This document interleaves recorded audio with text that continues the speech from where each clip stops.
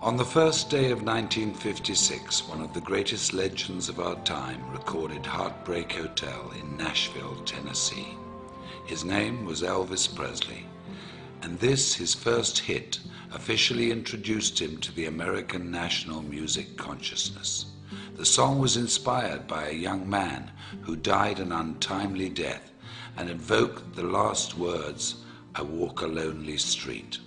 It was a song that would serve as the definition of a generation of music unlike anything the world has ever seen since.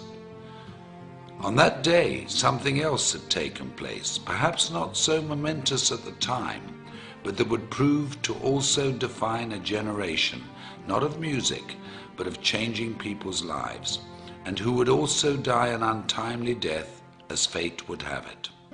On January the 1st, 1956, in a gritty little neighborhood tucked away in South Los Angeles called La Mirada, Mark Hughes was born. His life was fairly unremarkable. Born to Joanne Hughes and raised by her and Stuart Hartman, whom she married, Mark was probably reared much like many of us. Mind your manners, be responsible, keep your elbows off the table, make good choices. He was skinny and good-looking, polite and friendly, and very protective of his two younger brothers. The quietest of the three boys, he'd inherited his mother's good looks and Stuart's focus and intensity. Like many families of the day, Joanne and Stuart moved the family to Camarillo to try to provide a better life for them, to build a future and keep the family safe. And like many other families of the day, their not-so-picture-perfect marriage fell apart and resulted in a divorce that would change the family forever. Mark's childhood was like many in the growing suburban community: school, day trips to the Channel Islands, bicycle rides and fishing outings. That all came to an end after the divorce, and Joanne began to chase her youth, trying fad diet after fad diet. It was a scary time for Mark, and when Joanne became sick in 1969, when Mark was just 13 years of age, the family returned to La Mirada. They lived with her parents, Mark's grandparents, Lawrence and Hazel Hughes, who took the family in and took care of them as only family could. But despite their best efforts, and with Mark's never-ending grief, Joanne died of complications from the deadly combination and steady use of weight loss and sleep aids. Mark was only 19 years of age.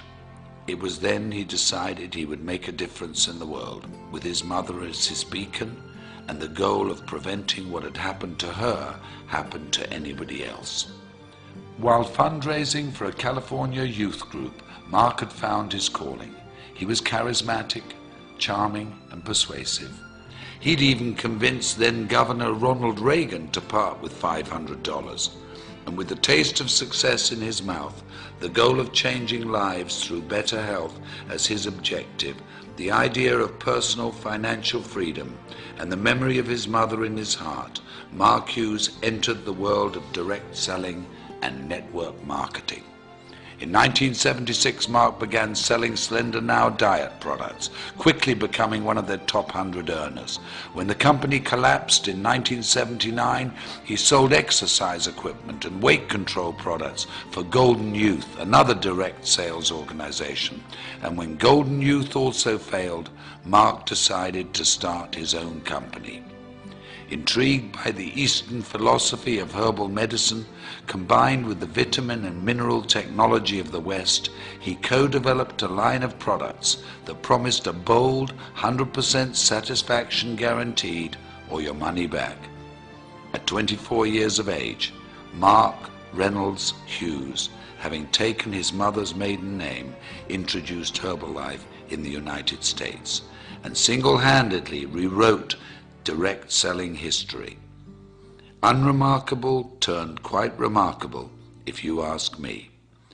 I often wonder what he would think if he could see us today, sitting here in this arena, looking at how big our organizations have grown, reflecting on the company's incredible retention rate, tasting our new products, walking into a nutrition club, celebrating success at a new president's team experience, how proud he would be.